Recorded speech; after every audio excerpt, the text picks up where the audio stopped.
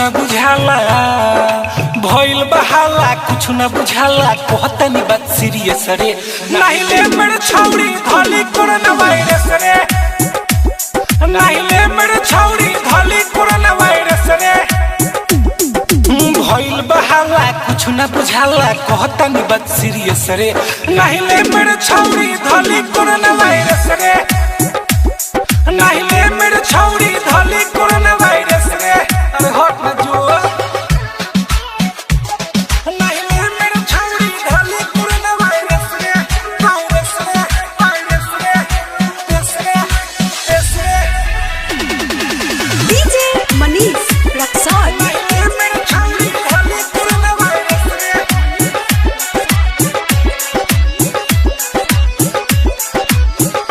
हमर बतिया ले तू जदी मानी काहे जिद कइले बारू हमरानी काहे जिद कइले बारू हमरानी हमर बतिया ले तू जदी मानी काहे जिद कइले बारू हमरानी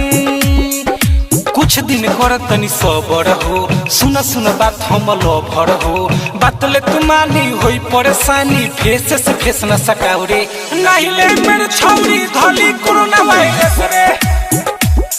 नहीं ले मेरे छौड़ी धली कोरोना वायरस रे नहीं ले मेरे छौड़ी धली कोरोना वायरस रे वायरस रे वायरस रे देश रे डीजे मनीष रक्सौल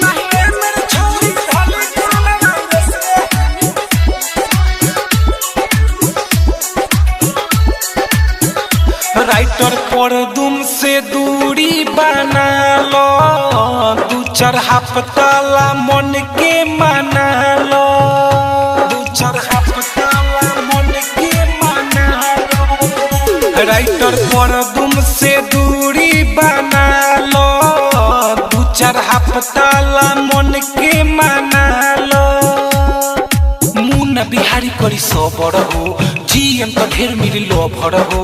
अमित तिवारी के न धरया कवारी कहतनी बात हम विशेष रे नहीं ले मेरे छौड़ी धली कोरोना वायरस रे नहीं ले मेरे छौड़ी धली कोरोना वायरस रे